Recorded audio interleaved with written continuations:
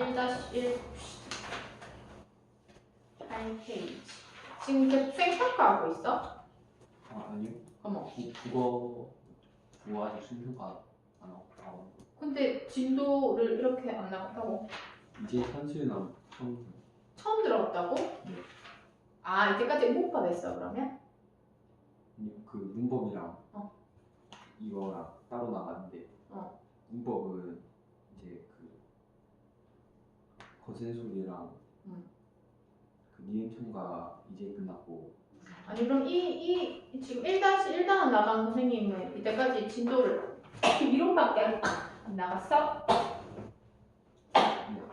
그 뭐야?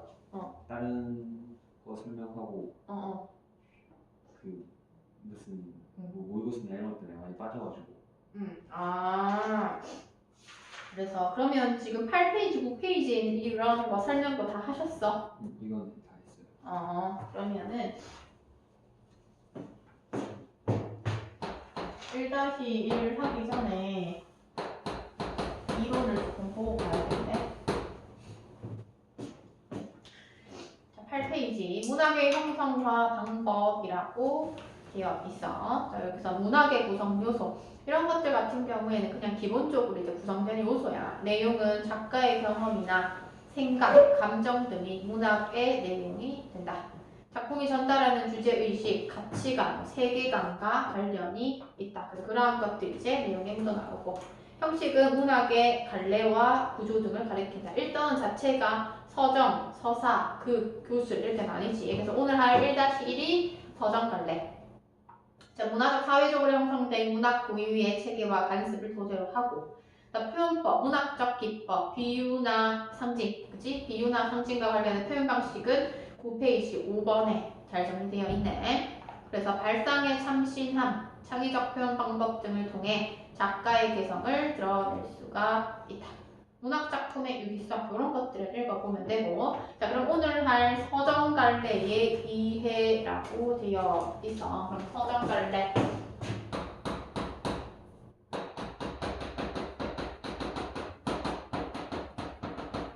서정갈래를 보면 개념, 인간의 생각과 정서를 운율이 있는 압축된 언어로 노래하는 문학 형식이다 라고 되어 있어.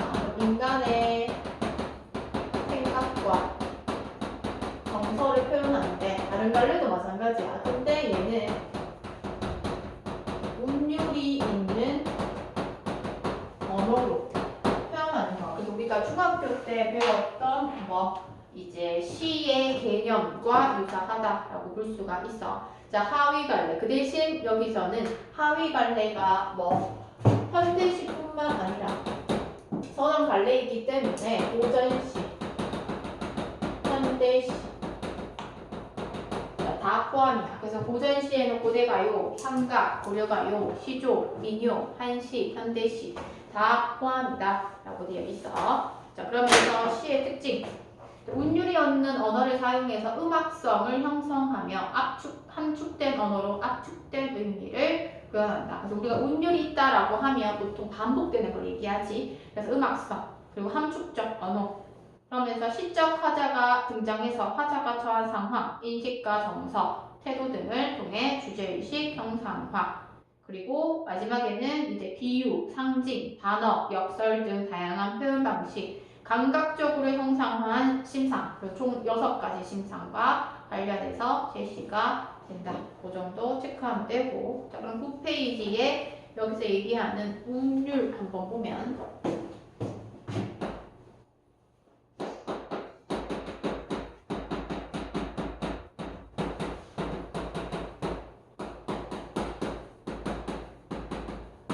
운율이네. 시를 읽을 때 느껴지는 음악적 특징을 가리키고 겉으로 나타나는 운율인 외형률과 명시적이지는 않지만 작품 전체를 이끌어나가고 질서를 부여하는 운율인 내재율이 있다. 외형률, 내재율 이런 것들이 있다라고 보고 그리고 여기서 이제 중요한 건 운율 형성 방법이야. 같거나 유사한 음문, 음절, 시어, 식구, 문장 구조, 반복, 일정한 글자 수나 음보수의 반복. 그러면 우리는 일정한 글자 수의 반복을 음수율이라고 얘기를 하고 음보의 반복을 우리는 음보율이라고 얘기하지. 의성어나 의태어의 사용이 드러난다 라고 얘기를 하는 부분. 그래서 여기서는 문주를 형성하는 방법 있지. 이게 시험에서 정립될 가능성이 높지. 됐나? 그거 외에도 수미상관, 철연과 끈연이 일치하는 것도 우리는 음률 형성 요소로서 제시가 된다. 그래서 형성 방법이 중요해. 그다음 두 번째 화자. 작가의 대리자 역할을 하는 존재로서 서정적 자아라고도 한다라고 돼 있어. 작가의 대리인이야. 그럼 화자 같은 경우에는 작가와 일치하는 경우도 있고 또 작가와 일치하지 않는 경우도 있어. 그러면 작가와 일치하는 경우에는 우리가 이제 작가가 화자가 되어서 나는 이렇게 되는 거고 일치하지 않는 경우에는 뭐 예를 들어서 작가는 남자인데 여성 화자를 설정하거나 작가는 어른인데 어린아이를 설정을 하는 그러한 요소로서 구성해서 말하고자 하는 바를 드러낸다. 자, 그 다음 두 번째, 주제의식을 효과적으로 구현하기 위해 시상을 이끌어가는 역할. 작가의 가치관, 세계관 등이 시적 화자의 태도나 정서에 반영되어 작품의 주제를 드러내고 소설의 서술자처럼 어떤 상황이나 사건을 알려주고 작가가 표현하고자 하는 감정이나 느낌, 정서를 전달한다. 이렇게 되어 있어.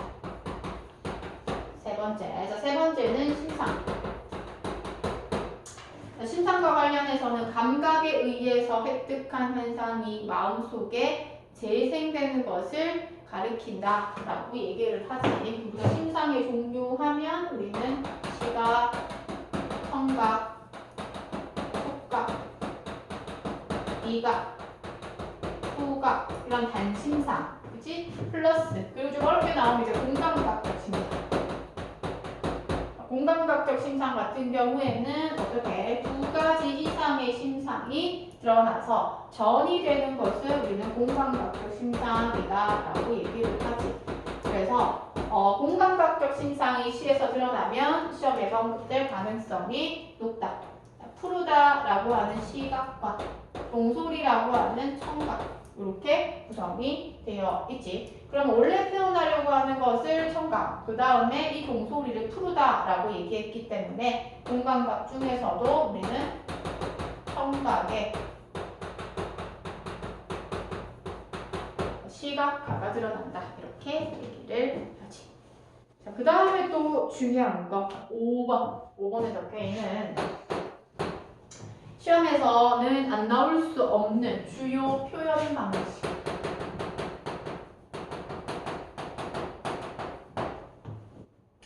자, 비유, 상징 이렇게 되어 있어. 자, 비유는 여기서는 개념이 정리 안 돼 있지만 자, 비유는 원래 표현하려고 하는 원관념을 자, 빗대어서 표현을 하는 그 보조관념에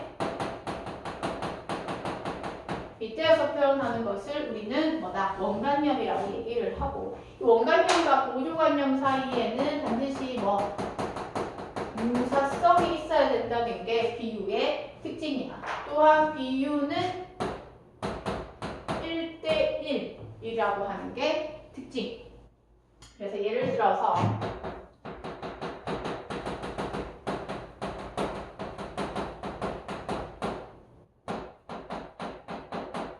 쟁반 같은 얼굴이야. 그러면 얼굴이라고 하는 원관념을 보조관념인 쟁반에 빗대어서 표현을 했구나. 얘네 둘 사이의 유사성은 동일한 거야.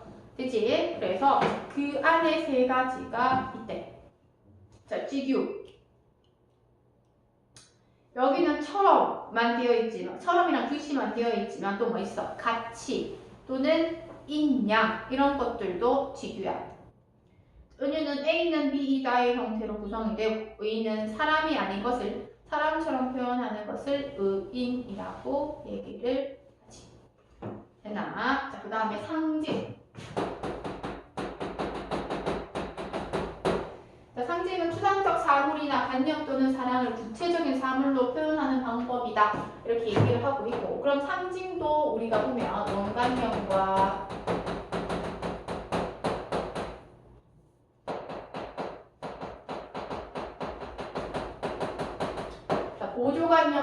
보조관념 둘 다가 이제 상징 같은 경우에는 어쨌든 원관념은 제시되지 않고 보조관념만 제시되기는 하는데, 그렇게 되었을 때 이들 사이에는 유사성이 없어도, 대부분 없어. 있을 때도 있지만 없어도 얘는 성립한다는 거. 유사성이 있을 수도 있고 없을 수도 있는데 대부분 없는 경우도 많아. 그래서 우리는 얘 같은 경우에는 반대로 봤어야 되는데, 보조관념이 하나면 얘는 1대 다의 경우도 있다는 거야. 예를 들어서 해야 소설학 이런 거 있잖아. 여기서의 이 해는 희망이 될 수도 있고 이상이 될 수도 있고 등등 여러 가지의 그런 원관념이지, 그런 것들을 구성한다라고 하는 측면에서 비유와 상징에는 차이가 있고, 유사성이 없는 게 상징이기 때문에 우리가 파악하기가 힘들다라고 하는 거. 만약 외부 지문으로 나왔을 때. 자, 그 다음 밑에 중요한 거 나옵니다. 고등학교에서 중요하게 다뤄지는 거 나옵니다. 세 번째. 세 번째는 방어법이야. 세 번째, 네 번째 있는 게 시험 범위에 들어간다. 시험에 100% 나오는 부분. 전달하고자 하는 생각이나 의도와는 반대로 표현하는 방법. 반대로 표현하는 방법이래. 그러면 우리는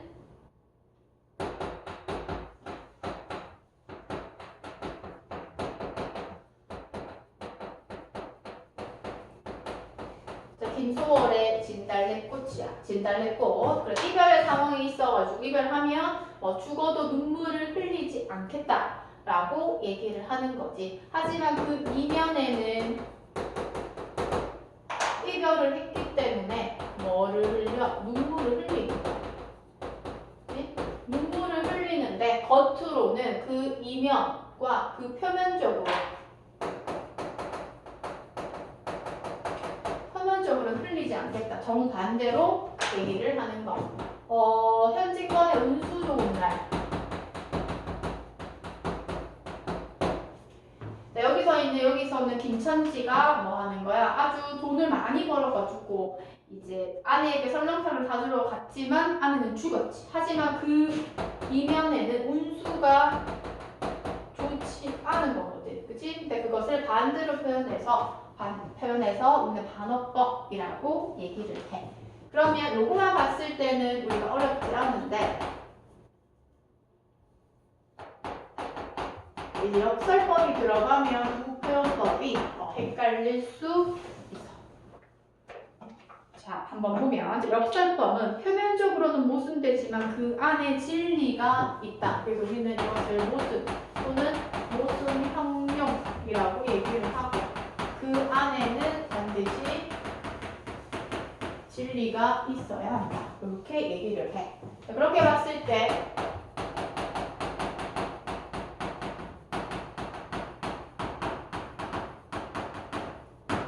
우리가 소리 없는 아무성이라고 하는 거. 그럼 우리가 소리가 없대.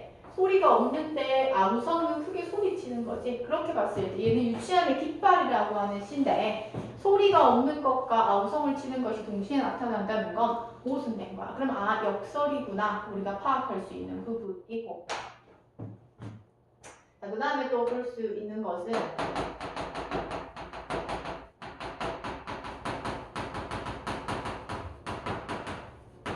찬란한 슬픔 회복. 찬란하다고 하는 것과 슬픔, 모순되는 형사. 그치? 이렇게 해서 제시되는 것을 역설이라고 얘기를 해. 그럼 반어와 역설의 차이는 뭐냐? 자, 반어법은 그냥 이 문장, 이 시행만 봤을 때는 문법상으로는 아무 문제가 없어. 그치? 근데 역설법 같은 경우에는 이 내용 자체만 봤을 때 긍정과 슬픔이 동시에 나타나기 때문에 이게 도대체 무슨 말이야? 라고 하는 모순이 나타나야 되는 부분이지. 그래서 반어랑 역설, 그치? 시험 범위나 또 추가 프린트에 반어랑 역설법이 들어간다라고 하면 시험에서 중요하게 다뤄지는 부분, 외부 지문도 많이 나올 수 있는 부분.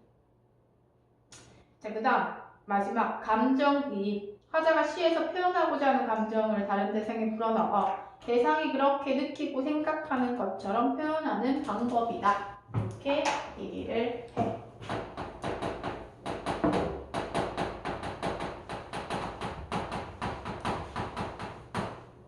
자, 감정이입의 대상은 예를 들어서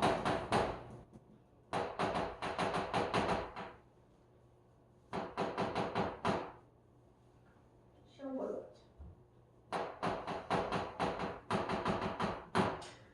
자, 감정이입은 뭐 현대시에서도 나오지만 고전시에서 사실 많이 나오는데 날아가는 새를 보고 새가 지저귀는 것을 보고 새 이렇게 나와요. 그럼 새가 지저귀는 것이 슬퍼서 또는 기뻐서 이야기를 하는 건지 알 수 없지만 화자의 심정이 뭐 하는 것 슬프기 때문에 이 새가 지저귀는 것을 운다라고 얘기를 하는 거야. 이처럼 화자의 정서와 이 대상을 일치시켜서 표현하는 것을 우리는 감정이입이다. 그래서 화자의 정서를 여기다가 이입하는 거. 됐지? 이론은 이 정도로 보고 10페이지에 있는 산수유 나무의 농사 한번 보자.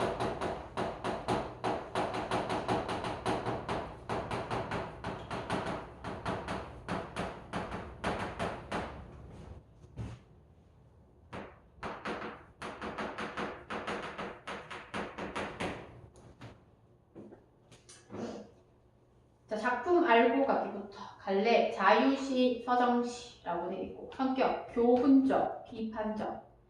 주제는 산수유 나무 그들이 주는 배려와 평안함이래.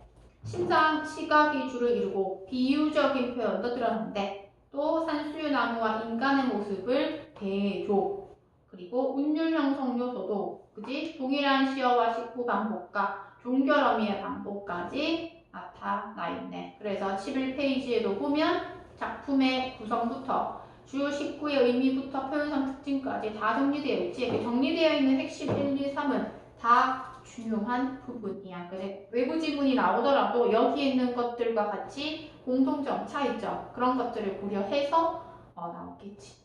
됐나? 자, 그러면 산수유 나무의 농사 한번 보자. 여기서는 화자가 산수유 나무를 관찰하는 상태야. 그래서 그 산수유 나무를 보는 상태에 산수유 나무가 노란 꽃을 터트리고 있다. 산수유 나무에 그 노란 꽃 터트리고 있는 그런 부분이야. 산수유 나무는 그늘도 노랗다. 이렇게 얘기를 해. 그럼 산수유 나무의 이 노란 꽃이라고 하는 것은 우리가 생각했을 때 어쨌든 그 추운 겨울을 보내고 난 뒤에 싹을 틔어서 맺은 결과물이라고 볼 수가 있어. 추운 겨울을 이겨내고 싹 틔우겠지. 싹을 틔워서 얻은 결과물이라고 볼 수가 있고 그래서 산수유 나무는 그늘도 노랗다. 계속 노란 나와 있지. 시각적 힌상 사용하고 있구나. 이렇게 볼 수가 있어. 자, 그리고 산수유 나무 그늘도 노랗다라고 얘기하는 거. 우리가 상식적으로 생각을 해보면 그늘은 사실은 노랗지는 않은데, 그치? 얘는 산수유 나무 그늘이 노랗다라고 표현하고 있어. 이 시에서는 통념에서 벗어난 참신한 표현들이 드러났는데 바로 그 첫 번째가 이 이행에 있는 산수유 나무는 그늘도 노랗다라고 하는 부분.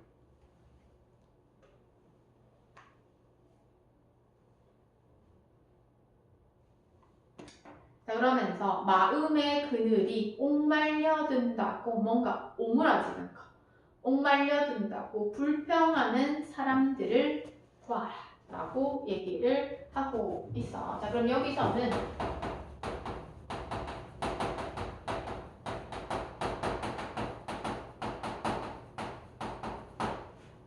자, 불평하는 사람들이 제시가 되고 마음의 그늘이 오그라든다고 그치? 옥말려든다고 불평한대.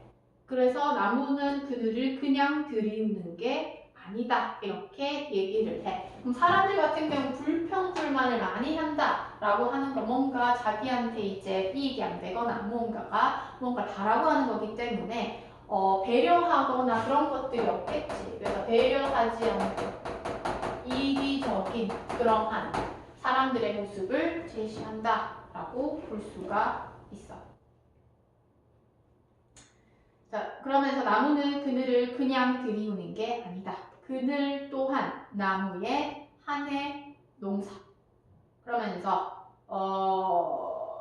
산수유 나무가 그늘 농사를 짓고 있다. 그에 비해서 산수유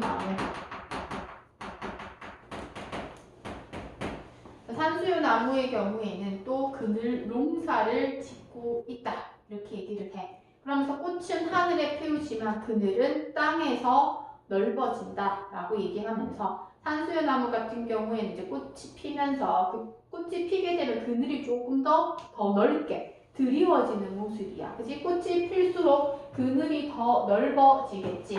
그래서 불평하는 사람들과 달리 이 산수유 나무는 오히려 배려심이 있고 다른 사람들에게 그늘이 되어주는 그런 이타적인 모습을 우리가 살펴볼 수가 있다는 거지.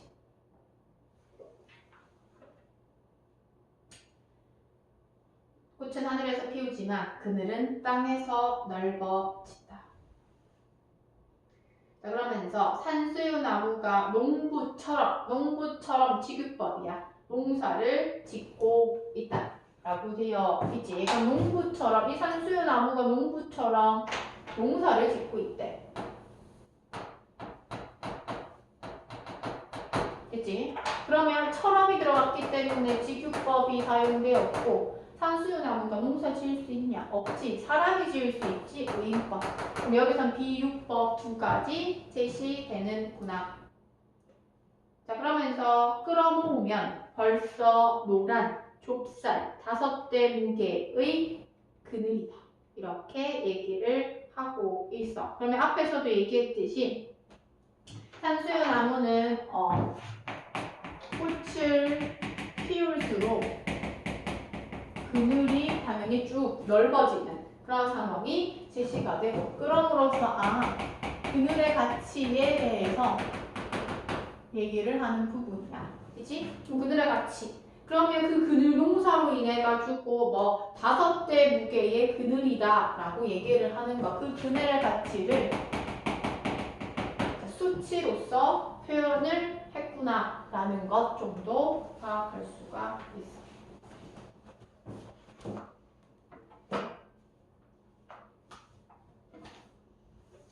됐지? 자, 그러면서 종결어미는 뭐뭐다 종결어미 반복되고 있구나 정도 파악할 수가 있고 그리고 산수유 나무가 반복적으로 드러나고 그늘도 반복적으로 드러나고 농사 짓고 있다고 반복적으로 드러나네. 그래서 이제 오른쪽에 정리되어 있어. 핵심 1번에 있어서는 산수유 나무는 그늘도 놀았다. 산수유 나무가 그늘 농사를 짓고 있다를 통해서 다른 생명들에게 휴식과 위안을 주는 공간을 제공하는 산수유 나무의 정성과 노력, 배려 이런 것들 파악할 수가 있고 핵심 2번은 요거 산수유 나무와 불평하는 사람들의 대비가 드러난다. 자, 아낌없이 베풀고 배려하는 자연의 모습과 메마르고 인색한 사람들의 모습을 대비함으로써 강조하려고 하는 거 이타적 삶의 태도와 가치를 강조한대. 자, 그럼 여기서는 계속해서 이 산수유 나무의 이타적인 거 제시되지. 외부 지문으로 나올 수 있는 거 뭐냐면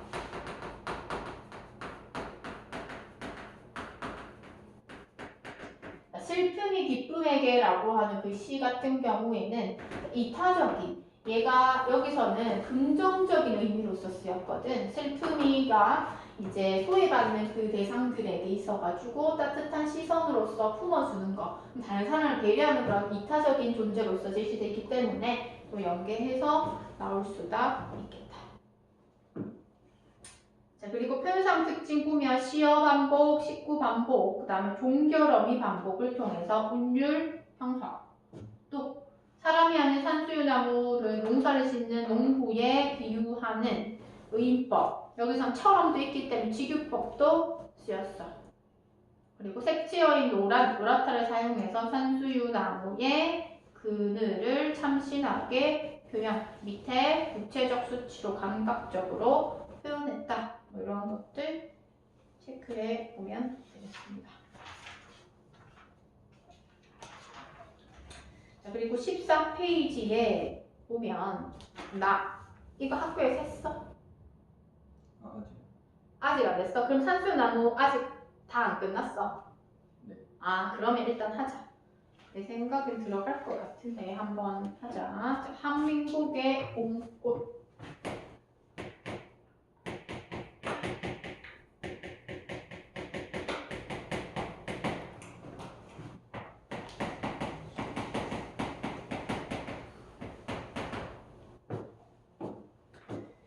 자, 얘도 간단한 건데 얘는 그냥 봄꽃의 힘에 대해서 지시하는 시인데 자, 꽃체계로 다가가면 부드러움에 찔려 봐야 될 부분이야.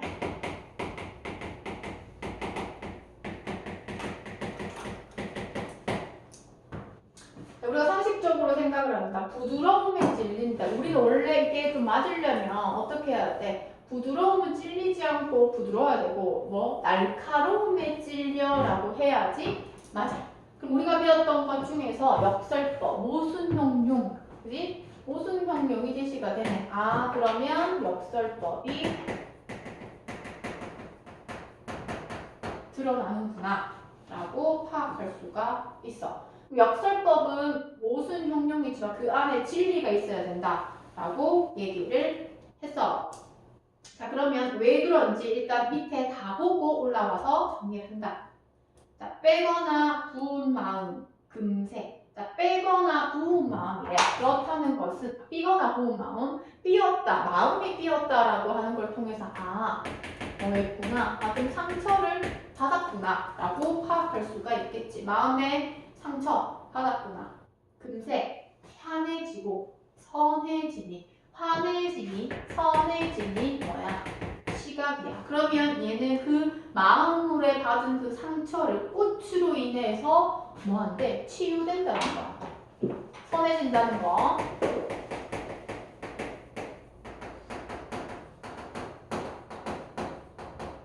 자, 꽃으로 인해서 치유되고 봄엔 아무 꽃임이라도 막고 볼 일이라고 되어 있어.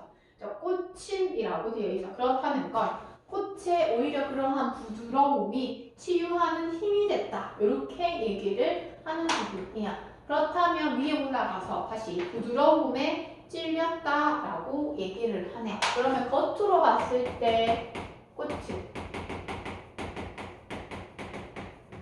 부드러워. 그지? 겉으로 봤을 때 부드럽고 아니면 좀 연약하다. 이게 낫겠다. 연약한 느낌이 우리가 볼 수가 있겠지만 그래도 찔린다라고 하는 건 뭐 마음을 치유하는 뭐가 있다. 힘이 있다. 이렇게 판단하는 측면에서 부드러움에 찔려 이렇게 얘기를 하는 거고 여기서는 또 부드러움이기 때문에 시각과의 촉각적 심상도 사용했구나 라고 얘기하는 거. 그래서 겉으로 봤을 때 연약하고 뭔가 부드러워 보이는 꽃이지만 마음을 치유하는 힘이 있기 때문에 이러한 역설법을 사용을 했구나 라고. 그렇다면 이 역설법과 관련해서 외부 지문 연계해서 나올 수가 있겠다. 됐지? 오늘 설명은 여기까지.